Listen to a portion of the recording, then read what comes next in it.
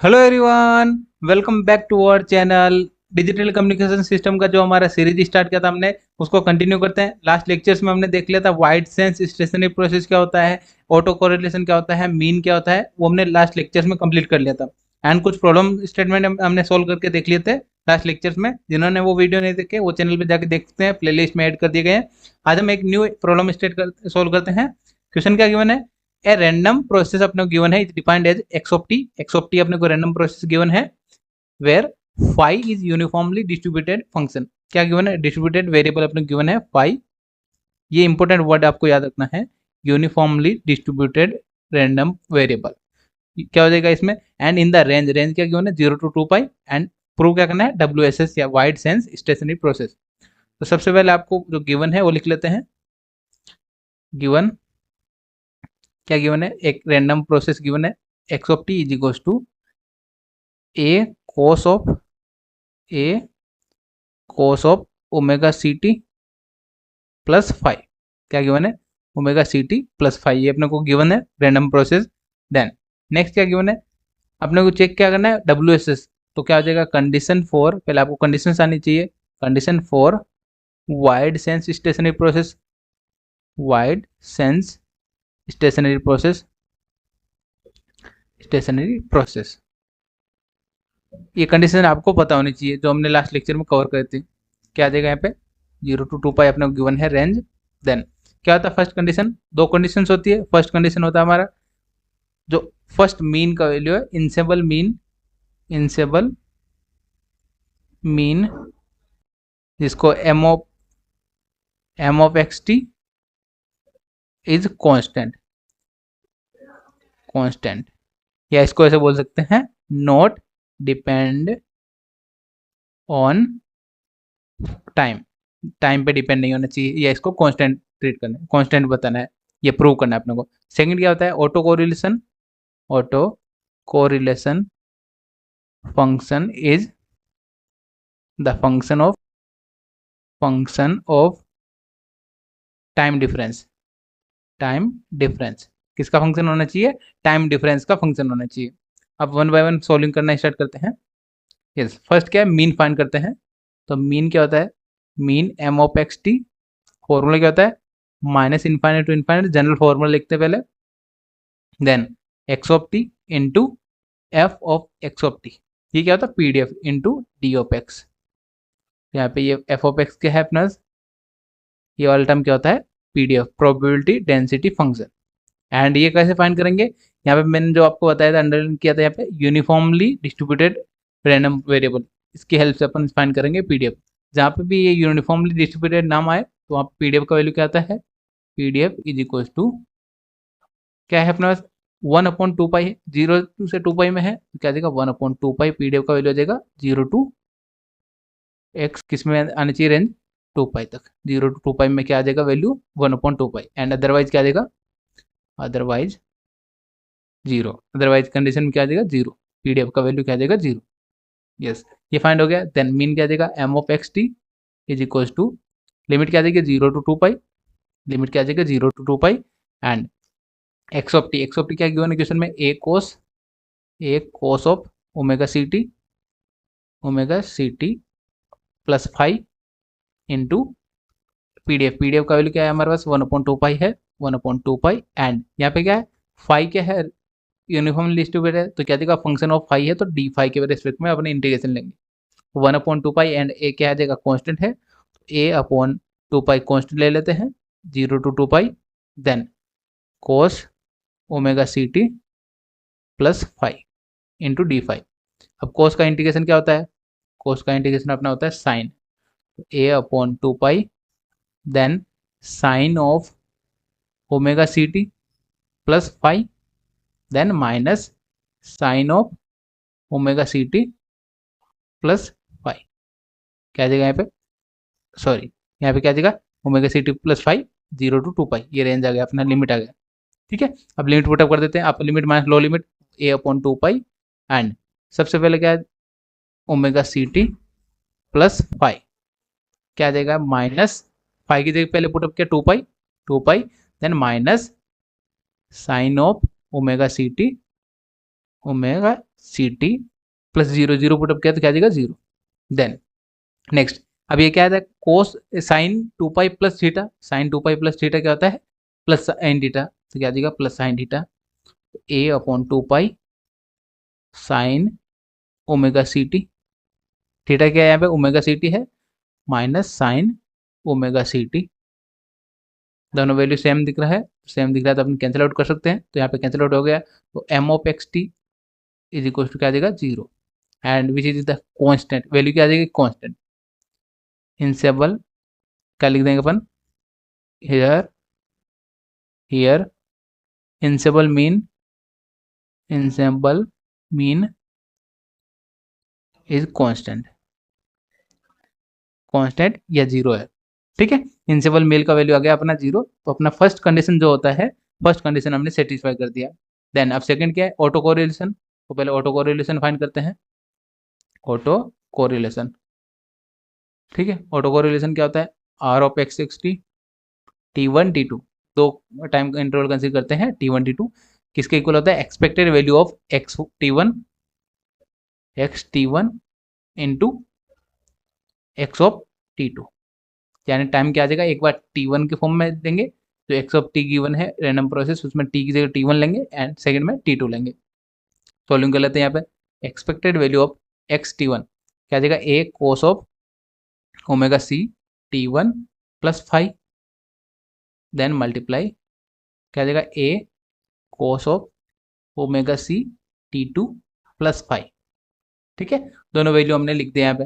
Then अब इसको simplify कर लेते हैं, ए इंटू ए क्या देगा ए स्क्वायर, ए स्क्वायर क्या देगा कांस्टेंट है, कांस्टेंट को बाहर लिखा, and expected value of a, a बाहर आ गया था हमारा cos of omega C T one plus T two plus 5 into cos of omega C T two plus 5, ये दोनों वैल्यू हमने लिख लिया। देन अब यहाँ पे एक फॉर्मूला यूज करता है, ट्रिग्नोमेट्रिक फॉर्मूला, कौन सा फॉर्मूला है, cos A and cos b, क्या देगा कोस ए इंटू कोस बी, क्या आ जाएगा फॉर्मूला होता है, ये क्या है ए आ जाएगा complete term A, and A complete term क्या आ जाएगा बी, तो इसको सिंप्लीफाई करने का ट्राई करते हैं, पहले यहाँ पे फॉर्मूला देख लेते हैं, क्या होता है cos a into cos b, cos a into cos b क्या होता है 1/2 into cos A plus b in plus cos a minus b, a plus B and A minus b formula होता है, तो इसको सिंप्लीफाई कर लेते हैं, ए प्लस बी क्या आएगा, ए प्लस बी अपन फाइंड कर लेते हैं,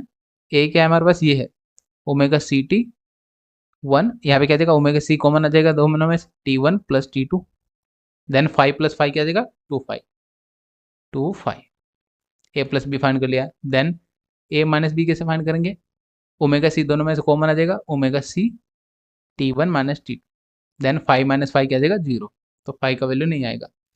यहाँ पे कैसे किया हमने, ए हमारा क्या था omega C T one plus 5, b is equal to क्या था हमारा omega C T two plus 5, इन दोनों का हमने सोल्व करके यहाँ पे ये वैल्यू बनाया है, ठीक है, A plus B and A minus B, then अपन इस फॉर्मूला में वैल्यू पुटअप कर देते हैं, फॉर्मूला डिवाइड कर देते हैं, ए स्क्वायर एक्सपेक्टेड वैल्यू ऑफ ई मतलब एक्सपेक्टेड वैल्यू ऑफ कोस, अब प्लस के फॉर्म में आ जाएगा कोस ऑफ 1/2, 1/2 को भी 2 बाहर ले लेते हैं, 1/2 बाहर आ जाएगा, कोस ए प्लस बी का वैल्यू क्या आता है हमारे पास omega C T one plus T two plus 2 5, then plus cos of A minus B का वैल्यू क्या था omega C T one minus T to,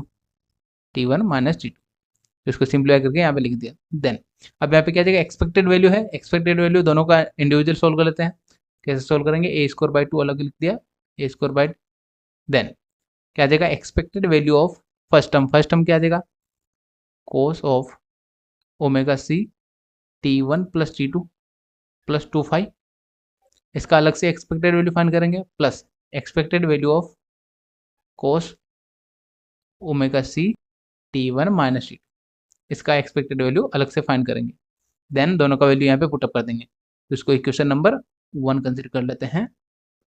yes, individual find कर लेते हैं, इंडिविजुअल कैसे फाइंड करेंगे, फर्स्ट फाइंड करते हैं expected value of cos of omega C T one plus T two plus 2 5, ठीक है, ये एक्सपेक्टेड वैल्यू अलग से फाइंड कर लेते हैं, एक्सपेक्टेड वैल्यू मतलब क्या होता है मीन, मीन को ही अपन क्या बोलते हैं, एक्सपेक्टेड वैल्यू, इसको ही क्या बोलते हैं, expected value of x1 of t। ठीक है, क्या जाए एक्स टी, मीन को ही एक्सपेक्टेड वैल्यू बोलते हैं। तो फॉर्मूला सेम रहेगा, फॉर्मूला क्या देगा यहाँ पे, माइनस इन्फाइनेट टू इन्फाइनेट, ये जनरल फॉर्मूला होता है। लिमिट क्या है अपने पास, 0 to 2 पाई है, तो लिमिट 0 से 2 पाई लिखा। देन एक्स ऑफ टी की क्या देगा, ये जो कंप्लीट ये वैल्यू है ये क्या देगा, एक्स ऑफ टी की जगह देगा cos of omega C T1 plus T2 plus 2 pi, then into PDF, PDF का वैल्यू क्या था, 1/2 पाई था पीडीएफ का वैल्यू, इंटू डी फाई। तो 1/1 सोल्व कर लेते हैं। 1/2 पाई क्या कॉन्स्टेंट है, 1/2 पाई कॉन्स्टेंट को बाहर लिखा। देन अब कोस का इंटीग्रेशन क्या होता है, कोस का इंटीग्रेशन हमने देखा था साइन होता है, साइन ओमेगा सी T1 प्लस T2 प्लस 2 पाई। देन फाई के रेस्पेक्ट में सोल्व कर रहे हैं, तो फाई के साथ में यहाँ मल्टीप्लाई में क्या 2 है, तो डिवाइड में क्या देगा 2, इंटीग्रेशन कर रहे हैं इसलिए 0 से 2 पाई। देन लिमिट पुटअप कर देते हैं, 2 को बाहर लिया तो 1/4 पाई। देन लिमिट पुटअप क्या, upper limit sine of omega C T1 plus T2, then plus 2 × 2 क्या देगा 4 pi, then minus sine of omega C T1 plus T2, then plus 0। यहाँ पे क्या देगा 0 आ जाएगा, 0 को लिखने की जरूरत नहीं है, यहाँ पे 0 लिख। ठीक है, या क्या है, अब इसको 1/1 सोल्व कर लेते हैं।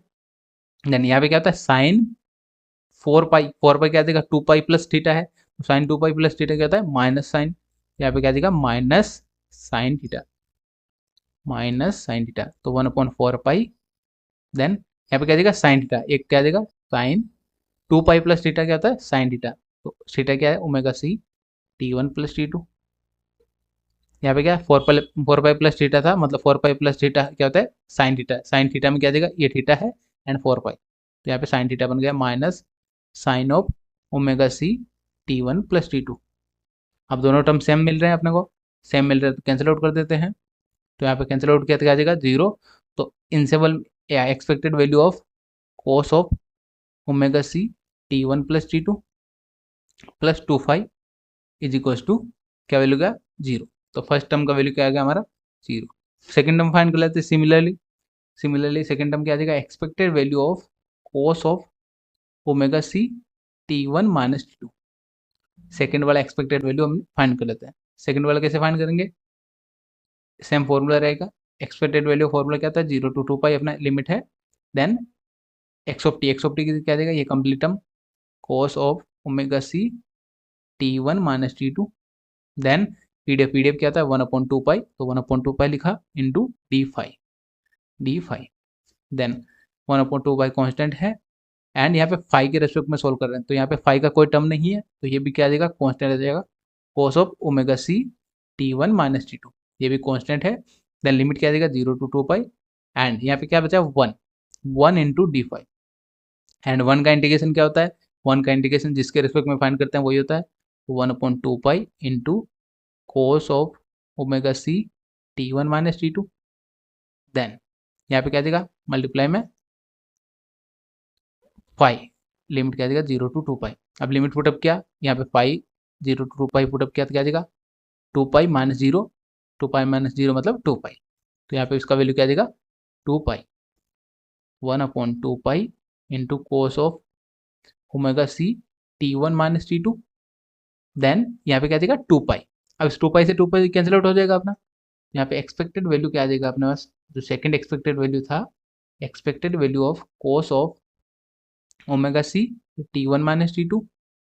देन क्या आ जाएगा इसका value cos of omega C T1 minus T2, ये हमारा एक्सपेक्टेड वैल्यू आ गया।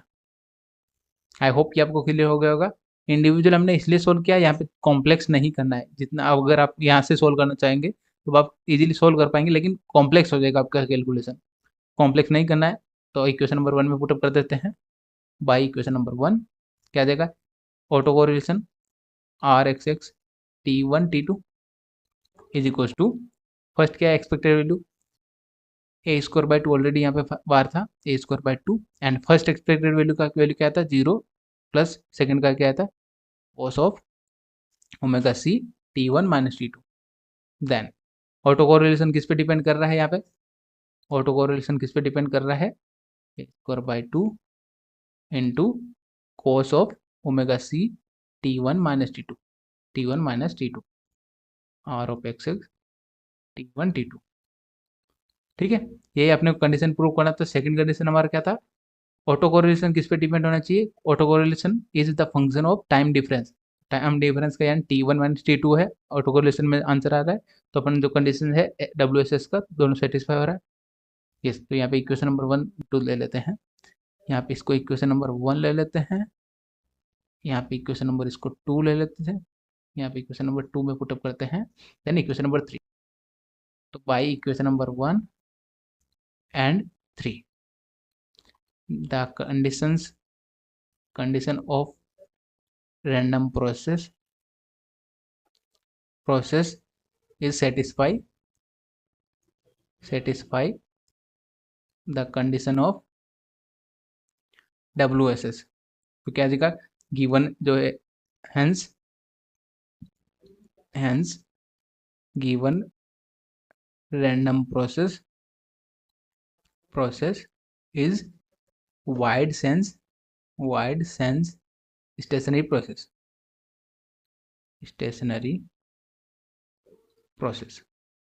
ये हमें प्रूव करना था, ये हमने प्रूव कर दिया। आई होप कि आपको क्लियर हो गया होगा। सिमिलर टाइप का आपको वीडियो ऑलरेडी चैनल पे अपलोड कर दिया गया है, वहाँ से आप जाके देख पाएंगे। आप वहाँ से प्लेलिस्ट में आप विजिट कर लीजिएगा, वहाँ पे आपको मिल जाएगा। एंड ऑटो कोरिलेशन क्या होता है, उसका फॉर्मूला क्या होता है, वो हमने ऑलरेडी डिस्कस कर लिया था, वो आप चैनल पे जाके देख सकते हैं। एंड जो भी चैनल पे न्यू है, चैनल को पहले सब्सक्राइब कर लीजिए एंड सिमिलर टाइप के वीडियो के लिए कमेंट करते जाइए। आपको जो भी डाउट है कमेंट में आप सॉल्यूशन कर सकते हैं। ठीक है, मिलते हैं नए टॉपिक के साथ नए वीडियो में। Thank you for watching.